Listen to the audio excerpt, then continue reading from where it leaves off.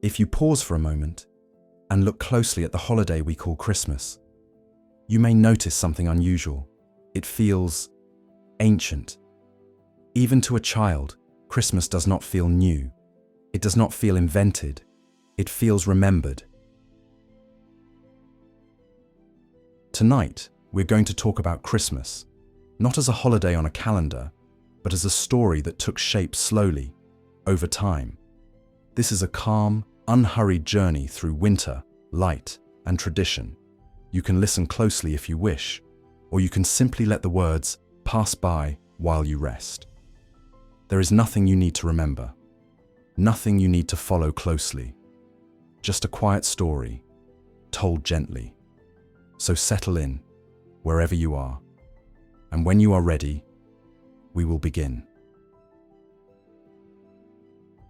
We often think of Christmas as a single event, a specific date, a story with a beginning and an end. But Christmas is not a single stone.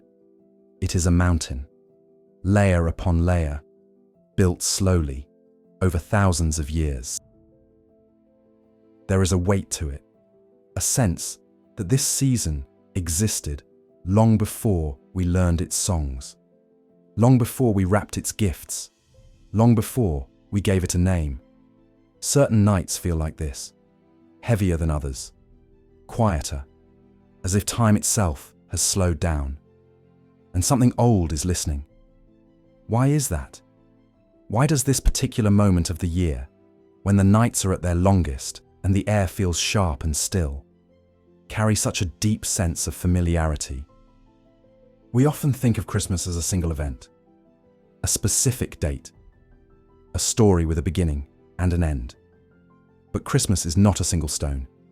It is a mountain, layer upon layer, built slowly, over thousands of years.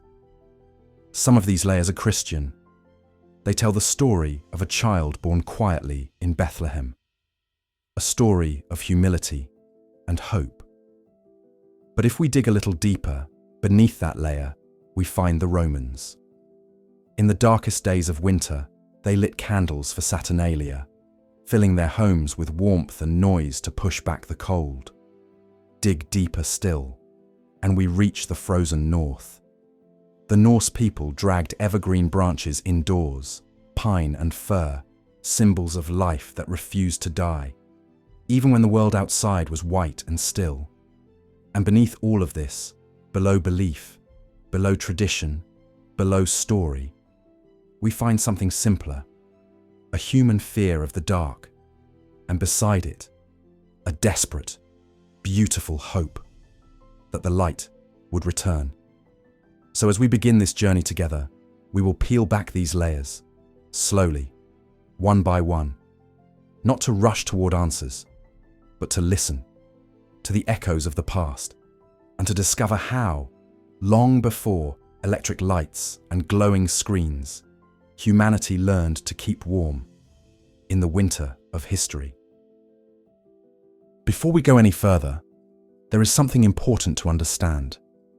Christmas is not only a day, it is a season of waiting. Long before decorations, long before gifts, people noticed that this time of year felt different. The days were shorter, the nights were longer, life slowed down, and when life slows, people begin to notice one another. They gather more, they talk more, they remember more. This is why Christmas never arrives suddenly. It approaches, week by week, light by light, song by song. The waiting is part of the magic, because waiting means hope. It means believing that something good is coming, even before it arrives. To understand the comfort of Christmas, we must first understand the dark, not the darkness of a quiet room, not the kind that waits behind closed eyes, but the darkness our ancestors lived inside. Today, when the sun disappears, we reach for a switch, and the night steps back. A small square of light appears, walls return, time continues. But for most of human history, there was no switch. When the sun went down, darkness arrived completely. It filled the land. It pressed against doors. It erased distance. Winter made this darkness heavier. As autumn faded into December, the sun began to retreat. Each morning, it rose a little later. Each evening, it slipped away a little earlier. To an ancient mind, watching the sky day after day, this did not look like a cycle. It looked like loss. The sun was leaving, and with it, warmth, food, and safety. Winter was not just a season, it was a siege. Fields lay silent beneath frost. Animals grew thin. Travel slowed or stopped entirely. Families gathered close, not for comfort alone, but for survival. Fire became precious. It was guarded, fed carefully, watched through the night. Beyond its glow, the world disappeared. And with that disappearance came a question, simple and terrifying. What if the sun does not return? What if the days continue to shorten until light itself is gone? This fear lived quietly in the background of winter, unspoken, but deeply felt. It shaped rituals, it shaped stories, it shaped the way people waited. This was the world that existed before celebration, before songs, before gifts. A world listening to the sky, holding its breath, waiting for a sign. And it is here, in this long, anxious darkness, that the story of Christmas truly begins. When winter grew darker, people rarely stayed alone, not because they wanted company, but because being together made the dark easier. Cold nights were longer when faced alone. Fear felt heavier in silence. So people learned something simple. Waiting together feels safer. A shared fire, a shared meal, a shared story. Over time, this became more than survival. It became comfort. And comfort, once discovered, is never forgotten. This is one reason Christmas has always been about gathering. Not because of rules, but because people learned long ago that winter is easier when faced together. And then, something changed. Not suddenly, not dramatically, but enough to be noticed by those who were watching closely. Long before clocks, long before calendars, people watched the sky. They learned its habits, its rhythms, its quiet patterns. In the cold months, they followed the path of the sun across the horizon. Each day, it climbed a little lower. Each evening, it vanished a little sooner. Until one winter day, it stopped. This moment is known as the winter solstice. The word comes from Latin, solstitium. It means the sun stands still. For a few long days, the sun appears to pause in its retreat. It hangs in the same place on the horizon, as if considering its next move. To ancient eyes, this was not an abstraction. It was a decision. Would the light continue to fade, or would it return? Stone circles were aligned to this moment. Markers were placed with care. Shadows were measured. Breaths were held. And then, slowly, almost imperceptibly, the sun began to move again. By late December, the days grew longer. Not by much, just a breath, just enough. Enough to be seen, enough to be believed. This was not yet spring. The cold remained. Snow still covered the ground. But something vital had shifted. The wheel had turned. The worst was over. Across cultures and continents, this moment was marked. Fires were lit. Candles were placed in windows. Feasts were prepared, not in abundance, but in gratitude. The light had not abandoned the world. It had returned. Later, the Romans would call this victory Sol Invictus, the unconquered sun. But long before it had a name, people understood its meaning. Life would continue. The sun had kept its promise. And in that quiet certainty, in that fragile but undeniable return of light, we find the oldest root of Christmas. Not a celebration of excess, but a celebration of survival. A gentle reminder that even at the darkest point of the year, the light does not disappear, it only waits. The word solstice may sound distant or complicated, but the idea is very simple. Once a year, there is a night that is longer than all the others, the longest night of the year. After that night, the days slowly begin to grow longer again. For ancient people, this was not science. It was relief. It meant the sun had not abandoned them. It meant light was returning. It meant winter, however harsh, would not last forever. This moment did not feel technical. It felt magical. And that feeling, that the worst had passed, is one of the oldest reasons people began to celebrate. When the light began to return, life did not suddenly become easy. Winter still ruled the land. The cold lingered. Food remained scarce. But something important had changed. People knew they had survived the turning point. And so they gathered, not in great halls, not in celebration yet, but close. Fire became the center of the world, a small circle of warmth in a vast cold darkness. Families and neighbors drew nearer to it, hands stretched toward the heat, backs turned to the night. Around the fire, time slowed. Flames danced. Shadows moved softly along the walls. The outside world faded. Stories were told, not to entertain, but to remember, to pass the long hours, to keep fear from returning. These stories did not need endings. They only needed voices. Food was shared carefully. A little bread, a piece of meat saved for winter. Meals were simple, but meaningful. Eating together meant survival. It meant trust. It meant belonging. This was the hearth. Not just a place for fire, but a place where people became human again after weeks of isolation and cold. Candles were lit, not for beauty, but for reassurance. Each small flame said the same thing. We are still here. Across cultures, this moment looked different, but felt the same. A fire in a cave, a hearth in a stone house, a lamp in a window. The shape changed. The meaning did not. Gathering by the fire was not a tradition yet. It was instinct. A quiet answer to winter's silence. And over time, as generations passed, this instinct took form. It became ritual. It became custom. It became the beginning of celebration. Long before Christmas had songs, or decorations, or names, there was this: warmth, light, and people choosing to sit together in the heart of winter.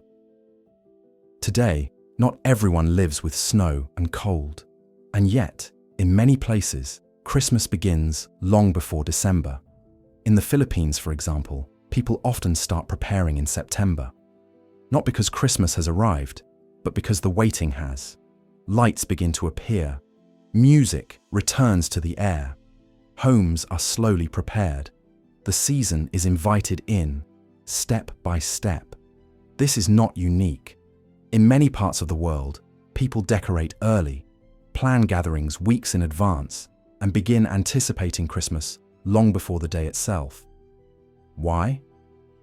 Because Christmas is no longer only about winter.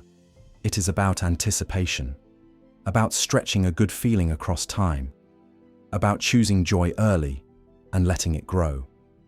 People decorate not because they must, but because they want to feel that something special is approaching. The waiting itself becomes part of the celebration. This is why Christmas travels so well. It does not belong to one climate. It does not belong to one date. It belongs to a human feeling, the feeling of looking forward. As winter deepened and the days remained short, the ancient city of Rome began to change. For most of the year, Rome moved by rules. Order mattered, rank mattered. Time was measured by duty, but in the heart of winter, those rules softened. A festival arrived. It was called Saturnalia, named For Saturn, an old god of agriculture, and of a distant, remembered age when life was said to be simpler. Saturnalia began quietly, but it did not stay that way. Homes filled with sound. Laughter spilled into the streets. Work paused. For a brief moment, the world turned upside down. Masters served their slaves. Formal clothing was set aside. Seriousness gave way to play. Small gifts were exchanged, not expensive, but symbolic. Candles, clay figures, objects meant to be held and remembered. The streets of Rome grew loud, but inside the homes, something gentler remained. Families gathered, meals stretched longer, conversations wandered. Even in celebration, there was warmth and shelter and light. Saturnalia was not only chaos, it was release. A controlled pause in the long tension of winter. A reminder that darkness did not mean despair, that joy could exist even when the cold remained. This mattered, because winter was not short, and endurance required more than fear. It required balance. So Rome laughed, and shared food, and lit candles against the night, not because winter was over, but because it was survivable. Later, as centuries passed, new meanings would settle over this festival. Different stories, different names, but the shape remained. A time of light in the middle of darkness, a pause in hardship, a breath. Saturnalia did not disappear. It became part of something larger, another layer in the growing mountain we now call Christmas. As Saturnalia faded, Rome's winter did not end. The cold remained. The nights were still long, but another idea rose quietly alongside the festival. An idea centered not on chaos, but on certainty. The sun. To the Romans, the sun was more than warmth. It was order. It was rhythm. It was life itself. They watched it carefully, as others had done for thousands of years before them, and they marked its return. On the 25th day of December, Rome honored Sol Invictus, the unconquered sun. This was not a celebration of brightness, but of endurance. The sun had reached its lowest point, and yet it had not been defeated. Each day now grew longer, not by much, but enough. Enough to promise that winter was no longer winning. Temples were lit, candles burned, prayers were offered, not in desperation, but in recognition. Light had survived. The sun was unconquered. What mattered most was not the date itself, but what the date represented. A turning, a victory that did not arrive suddenly, but steadily, day by day. This idea carried great power because it spoke to something universal, across cultures, across borders, across belief. Light returned, and it always would. Centuries later, this date would take on a new meaning. The physical sun and the spiritual idea of light would begin to overlap. The story of the sun in the sky would slowly blend with a different story. One about hope, about renewal, about life arriving quietly in the deepest part of winter. But at its heart, Sol Invictus was simple. It said this: darkness is strong, but it does not last forever. The light does not fight, it waits, and then it returns. Far to the north of Rome, winter spoke a different language. Here, darkness did not merely arrive early, it stayed. Days grew short, sometimes only a few pale hours long. Snow covered the land in silence. The world seemed to fall asleep.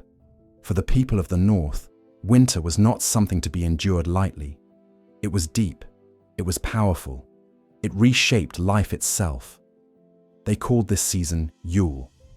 Yule marked the heart of winter, the longest nights, the deepest cold, and the slow return of the sun. But in this frozen world, something remarkable remained. The evergreens, pine, fir, spruce, While the rest of the land faded into grey and white, these trees stayed alive. Their needles held their colour. Their branches bent under snow, but did not break. To the people who lived among them, this mattered. It was proof. Life had not vanished. It was only resting. Branches were cut and brought indoors, not to decorate, but to remind. A green promise placed inside a dark home. Fire burned low and steady. Food was simple. Stories were told quietly. The world outside was still and distant. Inside, there was warmth. Yule was not loud. It was patient. It did not celebrate victory. It honored endurance. The turning of the year was imagined as a wheel, slow, heavy, inevitable. And when the wheel turned, when the days began to lengthen again, it was not met with cheers. It was met with relief, with gratitude, with silence. These symbols, evergreens, fire, light in darkness, would travel far. Long after the people of the North had faded into history, their winter language remained. We still bring trees indoors. We still light lights against the night. We still gather when the snow falls. Not because we remember Yule by name, but because the meaning survived. In the deepest winter, life waits, and it returns when the wheel turns once more. While fires burned in Roman homes and evergreens stood quietly in the snow, another story entered the winter. It did not arrive with celebration. It did not announce itself loudly. It began in silence, in a small town called Bethlehem, far from the centers of power, far from temples and festivals. A child was born. There were no crowds waiting, no great hall, no sudden change in the world, only a night and a shelter and a moment of new life arriving in the deepest part of winter. The story of the Nativity is not one of triumph. It does not speak of victory or conquest. It speaks of stillness, of humility, of something fragile placed gently into a harsh and waiting world. This mattered, because winter stories until now had been about survival, about endurance, about holding on until the light returned. The Nativity offered something different, not the promise that winter would end, but the idea that meaning could exist even while it continued. A birth that did not push the darkness away, but entered it, quietly. Later, this story would grow. It would be retold and reshaped. It would gather belief, tradition, and faith. But at its heart, it remained simple. A child, born not in comfort, but in closeness. Surrounded not by certainty, but by care. The timing was not accidental. Winter had always been a season of waiting, of watching, of hoping without guarantees. The Nativity settled naturally into this space. It did not replace the old stories of light. It rested among them. Another layer, another meaning, as candles burned in Roman windows and evergreens stood in northern homes. This new story spread quietly, not as a challenge, not as an argument, but as a whisper, that even in the coldest season, life could begin, and that sometimes the most enduring light arrives without sound. As this new story spread, it did not move into an empty world. It entered a season already full of meaning. Winter was crowded with symbols, with rituals, with memories carried quietly from one generation to the next. People already knew how to mark this time of year. They lit fires. They gathered indoors. They waited for the light to return. So when Christianity began to take shape, it did not erase what came before. It listened. The question was not whether winter should be marked, but how. December 25th was already familiar. In Rome, it echoed with Saturnalia, with Sol Invictus, with the quiet certainty that the sun had turned back toward the world. Choosing this date was not an act of theft. It was an act of translation. Old meanings were not destroyed. They were respoken. The return of the physical sun and the arrival of a spiritual light were allowed to stand side by side. For people living through winter, this made sense. They did not experience belief in neat categories. Life was layered. A candle could honor the sun and a birth and the simple relief of warmth in the dark. What mattered was not precision, it was continuity. By placing the nativity within an already sacred season, the story gained roots. It did not float above daily life. It settled into it. Slowly, very slowly, these worlds merged. Roman festivals faded. Northern rituals softened. Christian meaning deepened. But the shape of the season remained. Light in darkness, gathering in cold, hope without certainty. December 25th endured because it already belonged to human memory. It was a place in time where people were ready to listen, ready to believe, or simply ready to wait. And so Christmas did not arrive as a sudden beginning. It emerged, gently, from a season that had always been waiting for light to return. Once Christmas found its place in the winter, it began to move, not quickly, not all at once. It traveled the way stories do, carried by people. As Christianity spread beyond Rome, Christmas crossed borders. It entered villages and valleys, crossed mountains, followed trade routes and pilgrim roads. And everywhere it went, it changed. Not in meaning, but in shape. In some places, it arrived quietly. A simple church service, a shared meal, a candle lit against the night. In others, it gathered sound. Songs were added, slow at first, then joyful. Melodies shaped by local voices, sung in homes and streets long after the fire burned low. Food changed too. What people had, they shared. Bread, fruit, spices carried from far away. Each region added what it knew. Each culture left its mark. Like ornaments placed gently on a tree, layer by layer. In the cold north, fires burned longer. In warmer lands, processions filled the streets. Some places focused on family, others on community, others still on quiet reflection. There was no single way to keep Christmas, and that was its strength. The season did not demand sameness. It welcomed memory. Over centuries, Christmas became less about origin and more about belonging. People kept what spoke to them. They passed it on. A song remembered from childhood, a dish prepared once a year, a moment of stillness in the middle of winter. Kings would claim it, churches would shape it, calendars would attempt to fix it in place. But Christmas resisted being owned. It remained close to ordinary life, something people recognized even if they could not explain why. As time moved forward, the world changed. Cities grew, lights multiplied, life became faster. And still, when winter returned, Christmas returned with it, adjusted, adapted, but familiar. A holiday that had traveled so far, not because it was enforced, but because it was carried, from hand to hand, from voice to voice, from one quiet winter to the next.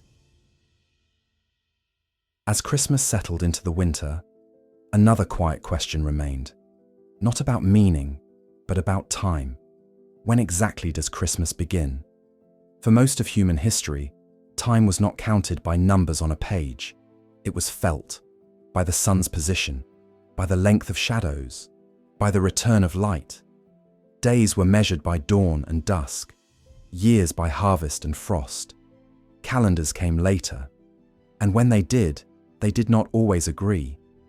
Different cultures marked time differently. Some followed the sun, others the moon.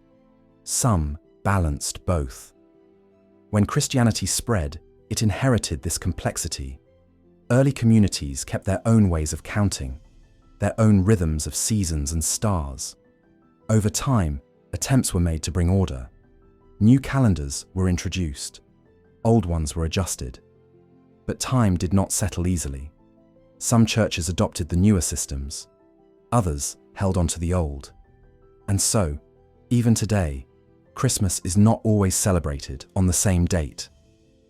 In some places, it arrives earlier. In others, it comes later. Not because of disagreement, but because of memory. Each tradition follows the path of time it learned long ago. This difference is often misunderstood. But it is not a division. It is a reminder.